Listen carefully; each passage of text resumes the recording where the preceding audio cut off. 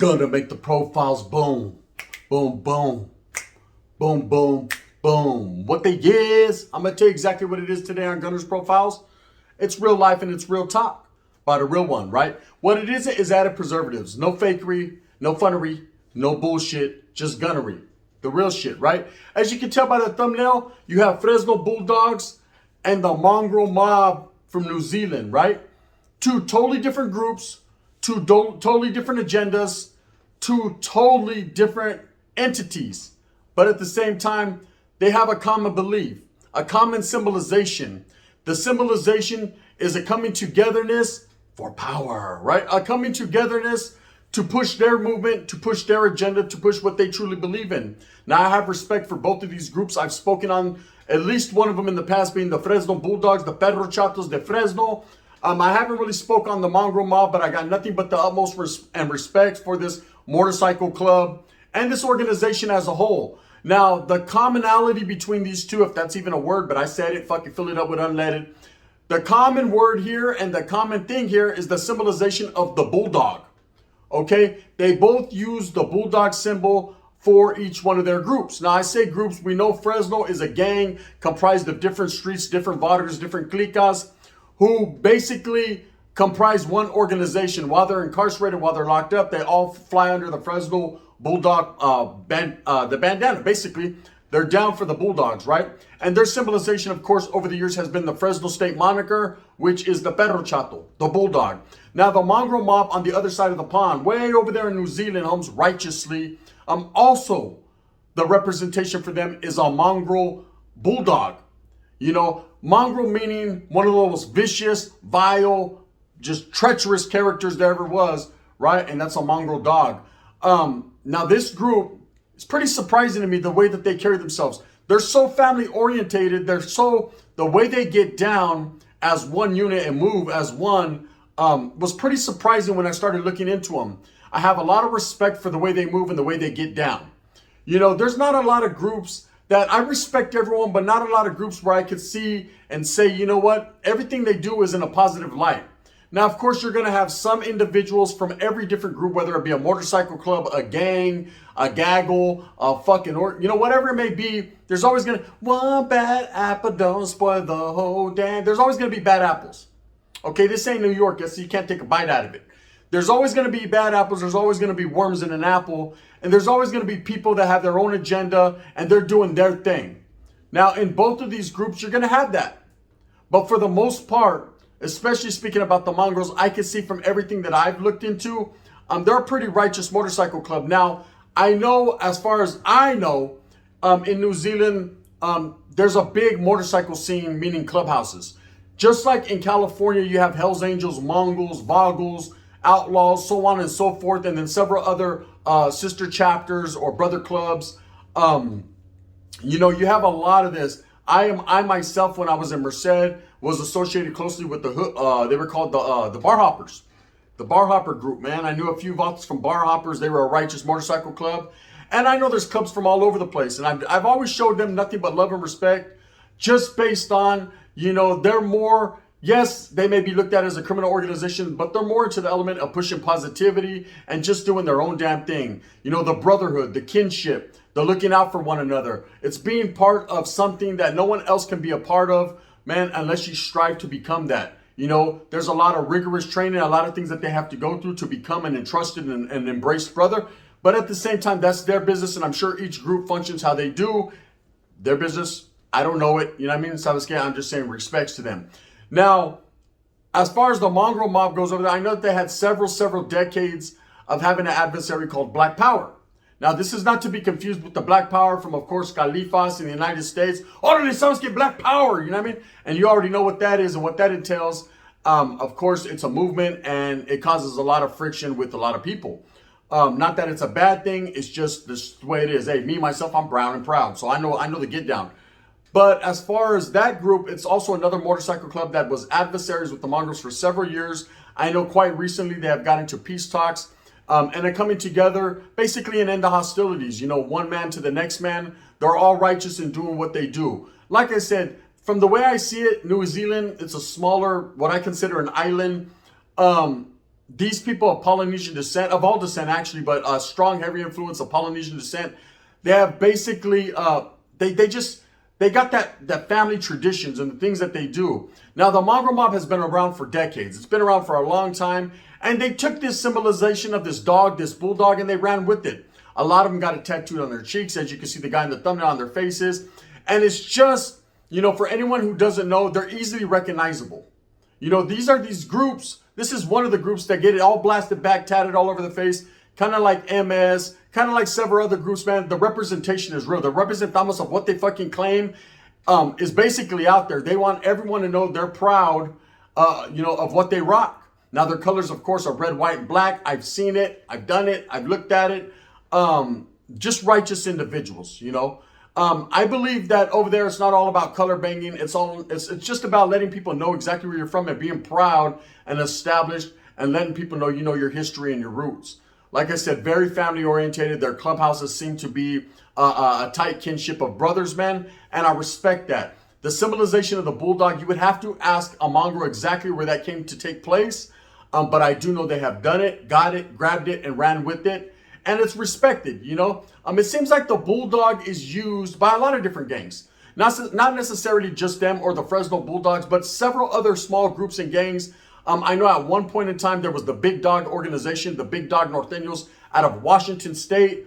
They also used the Bulldog moniker. A lot of people have used the Bulldog just because of the way it looks, what it symbolizes. A short, stout, rough, rugged, basically creature. Something that once it locks on, it doesn't let go. The symbolization there is a beast, a savage, a monster. If you ever see a bulldog now, of course, they're so commonplace now, with everyone getting Frenchies and things of that nature. Holmes, we're not talking about those type of bulldogs. So we're talking about David Boy Smith and the Dynamite Kid. So we're talking about real dogs, right?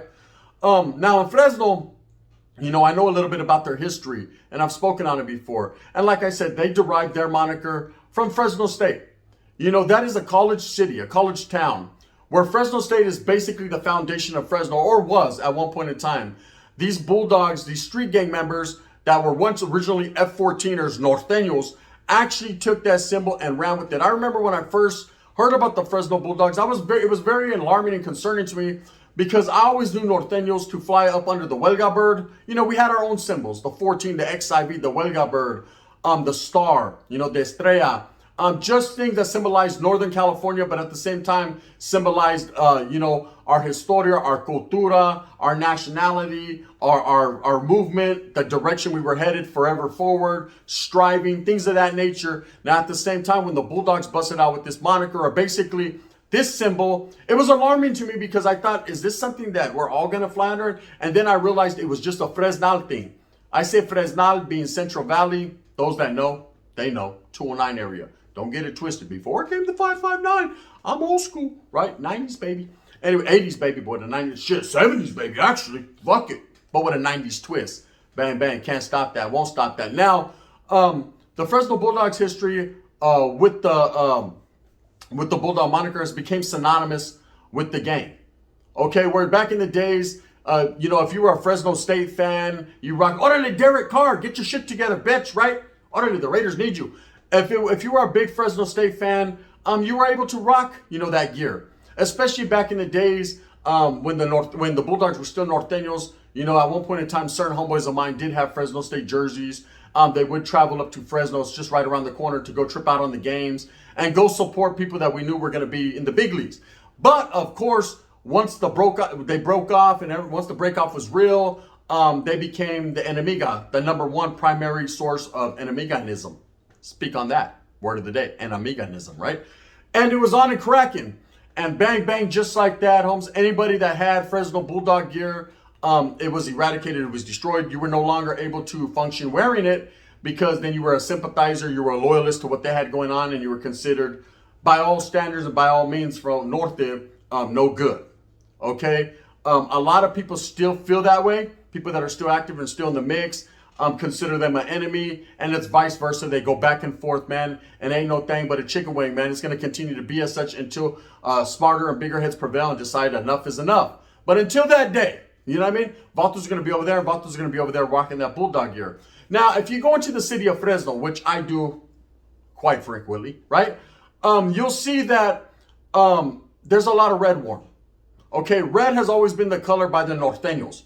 Okay, it's the color that stands out amongst the rest. It's the color for the symbolization of the norte. Don't ask me about color banging homes, because north and south wasn't really about color banging. But of course, they have their dominant colors like red and blue. Now, there are some barrios from down south that do sport red, burgundy, yellow, green, black, so on and so forth, team jerseys, just for the symbolization of their hood, their barrio. And it's the same thing up north. You know, back in the days, if you went up north, man, you will see some vatos from Garden Block wearing green or even turquoise blue. In Sanjo, there were some vatos that wore burgundy. In Merced, there was a vato that wore burgundy. Sas! We snatched that up. That wasn't going to happen for too long, because it was either red or you're not going to get ahead. You know what I mean? And bang, bang, we were color banging. Now, anyways, in Fresno, you'll see a lot of red. So if you're not from that city and you don't know the history, you'll automatically assume that they're norteños, but they are far from that. They are nothing to do with the norte, other than they got deep-rooted history of being norteños at one point in time. Okay? Always be on the lookout. You're in Fresno, so you don't want them problems. So always be on the lookout for the Bulldog moniker, for which they rock, and they have it tattooed all over their faces, heads, lips, fucking whatever, wherever the case may be. That's how you can decipher who is who and what is what, and what is who. The Bulldogs have rocked with that symbol. Like I said, it was just a moniker stolen from, not stolen, it's been like they're thieves. It was taken or utilized or borrowed from the Fresno State College, and they ran with it. And now Bulldogs has become an entity of itself. Now Fresno is not recognized for Fresno State College, it's recognized for the Fresno Bulldog gang, to which they are pretty deep, about 20,000 gang members, or close to that. Anyways, like I said, I have quite an extensive history of rocking against them, throughout my California Youth Authority days, all the way up into prison. Whereas in prison, I didn't see them much. They were segregated from us on the yard. But if a worst came to worst, man, and they did hit a yard, so it's all the crackiness. Spence on la tira, and that goes back and forth and back like some Elias shit. Now, as far as the Mongrel Mob goes, there is no correlation between the Mongrel Mob and the Fresno Bulldogs. These are probably two groups that haven't fucking even noticed each other unless it was on Gangland or Discovery. But one thing I can say is they represent their bulldog in a bulldog fashion. They do it quite well. No one could take away what they got going on. You're going to have a lot of people that don't agree with the Mongrel Mob and don't agree with, motorcycle clubs. A lot of people, it's a mystique to them. They're not really up on game on what motorcycle clubs bring to the forefront and what they're established for. But like I said, it's more of a brotherhood. It's a club. It's a group or a gaggle of brothers together, man, with the same common beliefs and understandings, and they're rocking that way, man. Jump on a bike and looking on the wrong way, head up to the highway. They're getting their issue on, right? To each their own. So that's, I done rode a motorcycle before. That shit was fun than a motherfucker. But I don't think I'll ever be part of a motorcycle club just based on, you know what I mean? I like Impalas too much. Bang, bang, Cadillacs, and in that fashion. Now, on the other hand, you have the Fresno Bulldogs. And again, man, I was presented at one point in time with the opportunity to become a Fresno Bulldog. This was back when the split was happening, north and south. We were playing the Famero City Vida thing. You were either from the city of San Jose, San Fran, Oakland. The Bay Area was mostly comprised of City Vida XIV, whereas being a Vallero, Holmes, being from the Central Valley, there was a lot more Bulldogs in the area. So it was kind of like, hey, Holmes, come fuck with us, boy. I said, nah, Spencer Holmes. Huelga, I can't do that. Let me go ahead and fly up over here where it really counts with my people, and you do your thing. But again, I gained the utmost respect for them, and I've never lost it. I get a lot of times here on YouTube, a lot of people talk a lot of shit. Hey, Gun, you show the Bulldogs too much love. Hey, Gun, you got a hat with a B on it. So what? I like the Boston Red Sox, puto. You know what I mean? It's not a Fresno hat, but if you feel that way, Holmes, rub it all in your chest and let it feel that way. I'm not tripping, man. At the end of the day, don't get mad at me because I respect a brown man doing brown things, because I'm going to continue that. See, I'm not here to hurt feelings. I'm not here to have my feelings hurt. One thing I am here to do is to keep it real. As real as I can, realer than the real deal. Holyfield going 2 years before Mike Tyson bit his whole shit off, right? I'm here to keep it real because that's the only way people will understand it. Fakery and mockery, Holmes, it just becomes a redundant thing, and it's just not a cool thing. I'd rather keep it real, man, and have the hate than to keep it real fake and have the love. You know me? You feel me? I don't like fake love. Anyways, so that's the thing with the Bulldogs. Like I said, the only commonality between these two groups is that they both rock the Bulldog moniker. But like I said, there's been several groups and gangs that use that Bulldog symbolization. I guess they think it looks mean. They think it looks rough. And whatever that case may be, so be it. So be it. There's a lot of different groups that use different symbolizations. You have over there in Houston, they like to use the Houston Rocket. They like to use the fucking H for Houston, Tongo Blasting. A lot of people take, the sucker freeze at one point in time, since I'm wearing a Frisco hat, Spensa La Tira. They like to wear the SF for sucker freeze. Of course, you have the Northern Riders as well as the Playboys 13, who adapted the Playboy symbol as their moniker. You have, of course, like I said, Norteños that rock the Welliger bird, Southsiders who have their symbolizations according to their hoods. I've seen San Jose wear sharks on them. I've seen sharks with bulldogs in their mouth, bulldogs with sharks in their mouth. I went as far as to see vatos with the Stay Puft Marshmallow Man on their neck, talking about they're getting jiggy with it. I've seen it all, right? At the end of the day, to each their own. Every barrio has a reason why they do the things they do. Orale, and they're going to continue like that. The shit didn't just start yesterday. It's not going to end tomorrow. It's up to us to gradually, come together as a people, come to some type of common understanding. Doesn't mean the barrios are going to fade away. Doesn't mean the mind state and the mentalities are going to fade away. It just means, hey, we can come to some type of common understanding that it's all about the greenery, not the scenery. You feel me? And that's just real life.